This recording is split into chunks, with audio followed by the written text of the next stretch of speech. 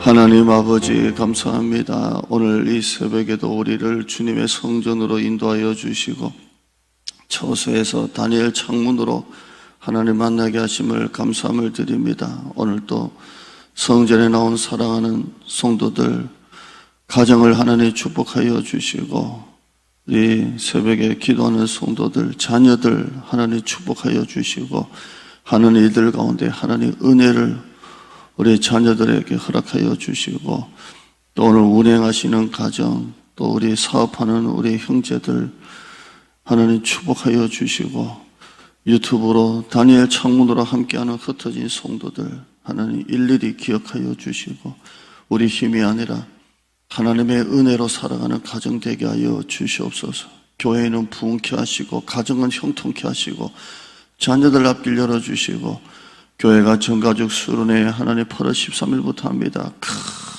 은혜 더하여 주시고 모든 성도가 다 참석해서 은혜 받게 하여 주시고 오늘 강사들 하나님 주관하여 주시고 날씨도 하나님 일기도 하나님께서 주관하여 주시고 제자 훈련은 하나님 세계 반합니다. 가정교회 토양에 만들어지고 주님의 제자 교회 일꾼이 만들어지는 역사가 있게 하여 주시옵소서. 오늘도 이 새벽에 우리를 모아주신 하나님, 깨워주신 하나님, 나오게 하신 하나님께 감사드리며 예수님의 이름으로 기도드리옵나이다. 아멘. 예레미야 보시죠. 예레미야 41장 보시죠. 예레미야 41장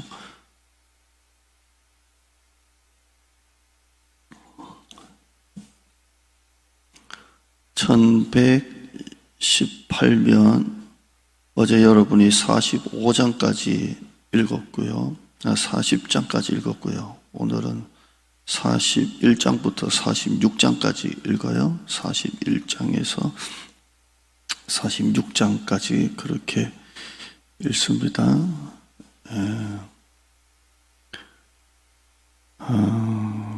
3절 4절 읽어봐요. 41장 3절 4절 같이 읽습니다. 41장 3절 4절 시작. 이스마엘이 또 미스바에서 그다랴와 함께 있던 모든 유다 사람과 거기에 있는 갈대아 군사를 죽였더라.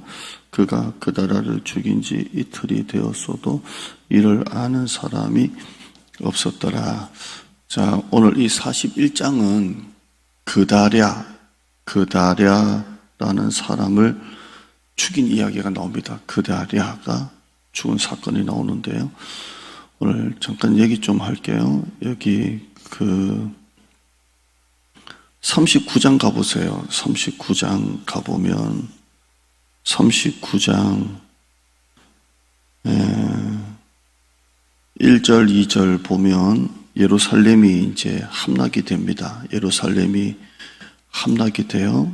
39장 1절에 유다의 시드기야 왕, 유다의 마지막 왕이죠.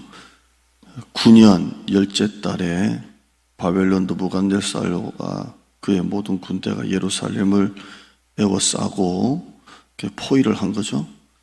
그리고 2절에 제11년 넷째 달 9째 날에 성이 결국 함락됩니다. 시드기야 9년째 포위를 당하고 있다가 11년 넷째 달에 이제 성이 함락이 됩니다. 성이 함락이 돼서 이제 정복을 당하고요. 바벨론 우리가 지난 주일날 설교 들었잖아요. 그 마지막 여기 시드기야 왕 멸망을 당할 때 자기 왕자들이 자기 눈앞에서 죽는 걸 보게 되고 이 마지막 왕 시드기야는 눈이 뽑힌 채 눈을 뽑고 그 바벨론을 끌고 갔지 않습니까?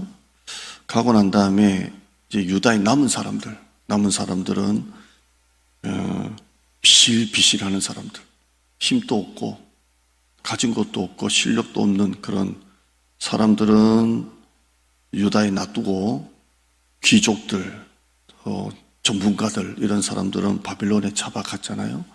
그래서 남은 유다인들 잡아가고 난 다음에 남은 유다인들 물론 전부 다 비실비실한 사람만 놔둔 게 아니라 군대 지휘관도 남겨놨고 귀족들도 좀 남겨놨지만 대부분 그렇다는 거예요. 남겨놨는데 이 남은 사람들을 감독할 사람이 있어야 되잖아요. 그래서 바벨론 왕 느부갓네살이 유다인들 중에 남은 유다인들을 끌고 간 사람들 말고 남은 유다인들을 관리하기 위해서 그다랴라는 사람을 총독으로 세워놓습니다. 그다랴. 그러니까 이스라엘 백성들 볼 때는 그다랴가 매국노입니다. 매국노. 그냥 바벨론 느부갓네살 왕이 남은 유다인들을 관리를 하기 위해서 총독으로 그다랴라는 사람을 세워놓았는데 여기 39장부터 쭉 보면 이 그다랴를 이스마엘이라는 사람이 그냥 죽여버립니다.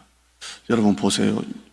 바벨론 왕이 남쪽 유다를 정복을 했고 그리고 이 남쪽 유다를 관리하기 위해서 총독을 세웠는데 바벨론 왕이 세운 총독을 이스라엘 백성들이 죽여버립니다. 이렇게 되니까 또 그다랴만 죽인 게 아니라 그 바벨론 군사들과 또 그다랴를 따르는 사람들을 많이 죽입니다. 그러니까 이스라엘의 피바람이 시작된 거예요. 바벨론 왕 느부갓네살이 가만히 있겠냐고요. 자기가 유다 총독으로 세운 그다랴를 이스라엘 백성들이 죽였으니까.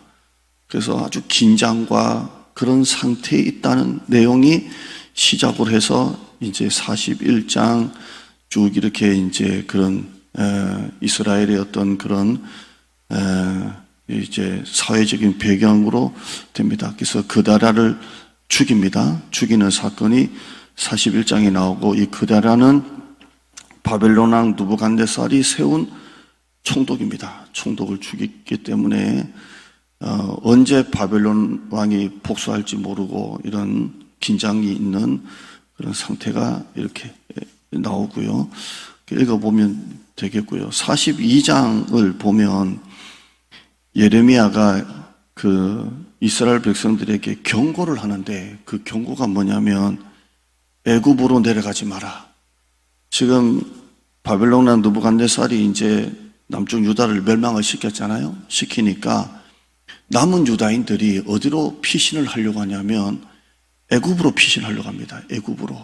그런데 이 예레미야가 무엇을 경고하냐면 너희가 애굽으로 내려가는 순간 하나님이 너희들을 치신다. 애굽으로 내려가지 마라.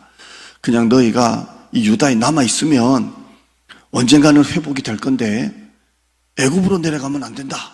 이런 내용이 42장입니다. 43장은 예레미야가 애굽으로 끌려가는 장면이 나오는데 오늘 내용은 다 애굽이 그런 배경입니다. 배경인데 42장에 예레미야가 이스라엘 백성들 남은 유다인들에게 끌려간 사람들 말고 남은 유다인들에게 애굽은 내려가지 마라. 아무리 너희가 지금 바벨론 왕이 두렵고 바벨론 왕이 너희를 복수할까 봐 그다랴를 죽였잖아요. 그래서 두렵더라도 애굽은 가지 마라. 애굽에 가면 그건 너희들이 피할 때가 아니다. 그건 하나님이 너희를 치신다. 가면 안 된다. 이런 내용을 아주 강하게 하는 내용입니다. 강하게. 결국에는 46장에 가면 애굽도 바벨론 왕이 애굽을 정복하죠. 그러니까 애굽은 피할 때가 아니에요. 결국 바벨론 왕 느부갓네살이 파죽지세로 아수르도 무너뜨리고 애굽도 무너뜨리고 세계를 제패하잖아요.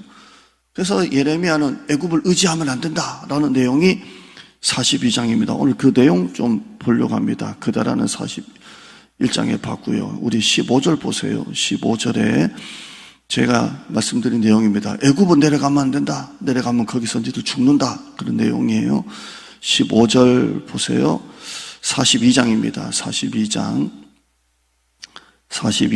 15절 같이 읽어요. 시작. 너희 유다의 남은 자여 끌려가지 않고 남은 자여 이제 여호와의 말씀을 들으라. 만군의 여호와 이스라엘의 하나님께서 이와 같이 말씀하시되 너희가 만일 애굽에 들어가서 거기서 살기로 고집하면 애굽에 살기로 고집하면 16절이에요. 너희가 두려워하는 칼이 애굽 땅으로 따라가서 너에게 미칠 것이요 너희가 두려워하는 기근이 애굽으로 급히 따라가서 너에게 임하리니 너희가 거기에서 죽을 것이라. 바벨론 왕이 무섭다고 지금 그 나라를 죽였기 때문에 그 보복이 두려워서 애굽으로 내려가면 너희가 두려워하는 칼이 애굽까지 따라올 것이고 너희가 두려워하는 그 기근이 애굽까지 따라와서 너희가 거기에서 죽을 것이다. 그러니까 거기로 가려고 하지 마라. 이렇게 하죠. 17절이에요. 시작.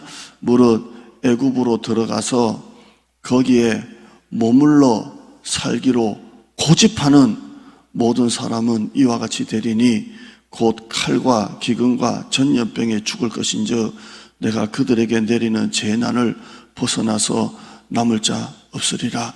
내가 이렇게 말하는데도 애굽에 내려가서 살기로 고집하는 자는 결국에는 그렇게 죽는다. 이렇게 고집하지 마라. 오늘 설교 제목 중에 하나입니다. 고집하면 안 된다. 계속 내가 이렇게 말하는데 끝까지 고집하고 네 갈 길로 가면 결국 망한다. 고집하지 마라. 여러분 신앙생활은 고집하면 안 돼요. 순종해야 돼요. 고집하지 마라. 이렇게 교회 주인은 하나님이신데 목사도 장로도 집사도 안수집사도 우리는 주님의 뜻대로 사는 사람이지 내 뜻대로 살려고 고집하면 안 돼요. 고집하지 말라. 예레미야가 막 이게 끓어오르는 마음으로 하는 거예요. 죽는다. 하나님이 따라다닌다. 이렇게 하는 거예요. 18절요. 이 내용이 계속되는 거예요. 만군의 여호와 이스라엘의 하나님께서 이와 같이 말씀하시되 나의 노여움과 분을 예루살렘 주민에게 부은 같이 그들이 하나님을 멀리하고 우상기니까 하나님이 하나님의 노와 분을 예루살렘에게 부어서 멸망당했잖아요. 예루살렘 주민에게 부은 것 같이 너희가 애굽에 이를 때에 나의 분을 너희에게 부을 것이다. 너희가 가증함과 놀램과 저주와 치욕거리가 될 것이라. 너희가 다시는 이 땅을 보지 못하리라. 너희가 바빌론 왕이 무섭다고 애굽에 내려가면 그렇게 계속 고집하면 내가 분을 예루살렘에게 부은 것처럼 너에게도 부어서 여기 다시 못 돌아온다. 19절 유다의 남은 자들아 여호와께서 너희를 두고 하신 말씀에 너희는 애굽으로 가지 말라 하셨고 나도 오늘 너에게 권고한 것을 너희는 분명히 알라. 오늘 설교 제목 중에 하나입니다. 분명히 알라. 내가 너에게 권고한 것을 분명히 알라. 고집하지 말라. 이렇게 합니다. 21절요. 21절, 22절 같이 읽어요. 너희 하나님 여호와께서 나를 보내사 너에게 명하신 말씀을 내가 오늘 너에게 전하였어도 너희가 너희 하나님 여호와의 목소리를 도무지 순종하지 아니하였은즉 너희가 가서 머물려고 하는 곳에서 칼과 기근과 전염병에 죽을 줄 분명히 알지니라. 도무지 이렇게 순종을 안 하냐 어떻게? 어제 우리가 뭘 봤습니까? 레갑 자손은 요나답이 한마디 했는데도 250년 동안 포도주 입에도 안 대고 살았는데 어떻게 이렇게 순종을 안 하냐? 고집하지 마라. 분명히 알아라. 이렇게 합니다. 오늘 여러분 이 내용만 딱 들으면 여러분 우리가 제자 훈련 때 뭘 배우냐면 자백기도 우리가 공부했는데요. 자백기도는 우리가 밖에 나와서 집에 들어오면 손 발을 씻는 것처럼 날마다 하나님 앞에 회개하는 기도가 자백기도입니다.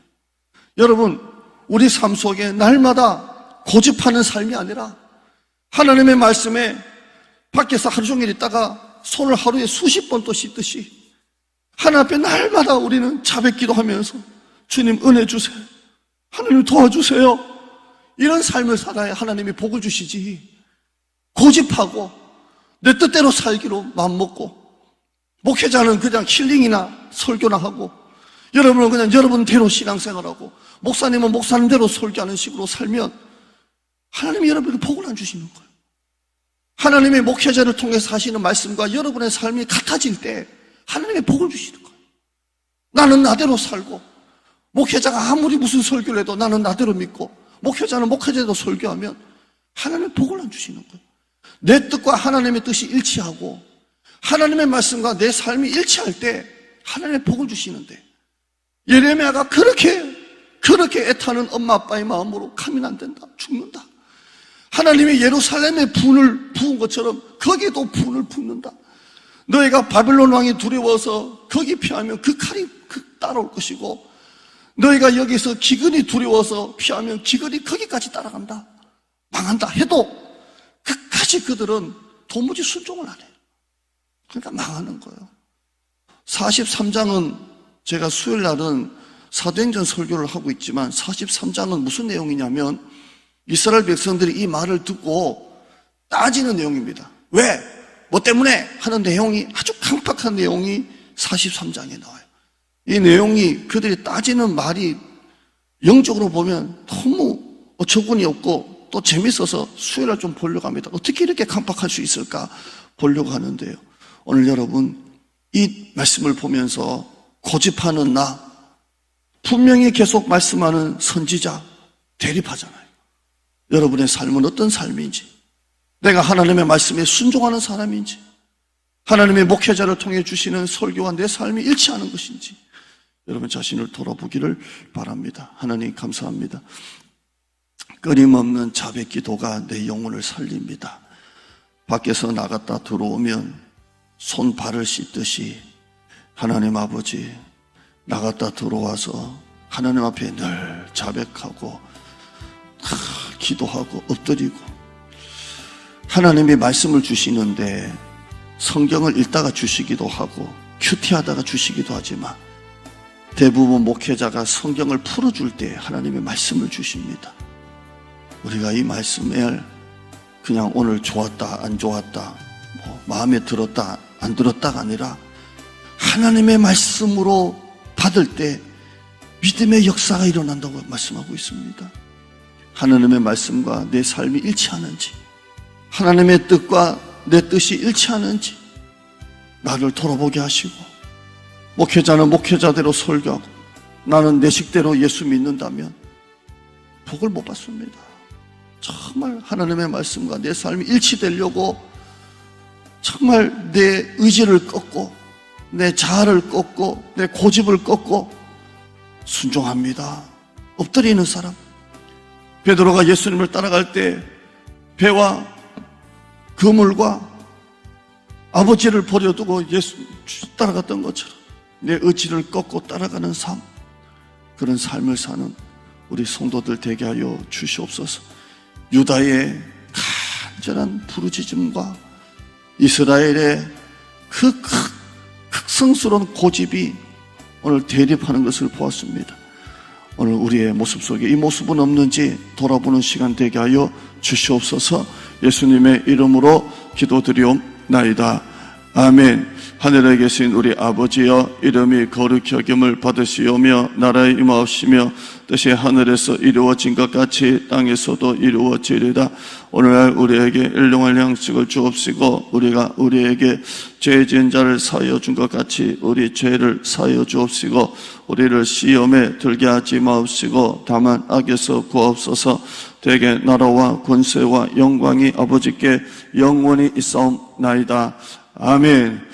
우리 8월 13일, 14일, 15일 우리 전가족 수련회 위해서 기도합시다. 담임 목사, 준비위원, 프로그램, 전교인 참석, 또 날씨, 또 수고하는 모든 분들 우리 위해서 기도하시고 큰 은혜가 임하도록 우리가 이전에서 이 성전에 첫 우리가 전가족 수련회 패밀리 캠프합니다. 위해서 기도하셔서 큰 은혜가 되도록 기도하시고 울고 웃고 기도할 때는 기도하고 또 우리가 재밌게 교제할 때는 교제하고 특강도 있고 프로그램도 있고 밤에 집회도 있습니다. 기도 많이 해 주시고 제자를 위해서 기도하시고 하는 분이나 안 하는 분이나 제가 광고 때 말씀하는 분은 나는 목사님과 한다 그런 생각해도 안 되고 또 안 하는 분은 목사님들과 저들이 한다 이런 생각해도 안 되고 이건 교회 대세입니다. 건강한 교회는 역시 건강한 성도를 세우는 것만이 답입니다. 이제 한국 교회는 전도도 안 됩니다. 불신의 시대, 애들한테 사탕만 줘도 마약 줬다고 난리를 치는 이 시대 가운데 어떻게 복음을 전합니까? 건강한 가정교회만이, 건강한 관계전도만이 살릴 수 있습니다. 건강한 가정교회를 끌고 갈 건강한 성도를 만들어야 합니다. 기도하시고요. 또 담임 목사회에서 기도하시고, 저는 또 불면증이 좀 고생을 많이 하고 있는데 어제도 잠을 못 이뤄서 한 새벽 4시 반까지 밤새 성경을 읽었는데요. 저는 성경 읽는 속도가 좀 빠릅니다. 많은 성경을 읽으면서 한밤중에 주시는 은혜가 참 많았습니다. 여러분, 말씀이 여러분의 힘입니다. 말씀대로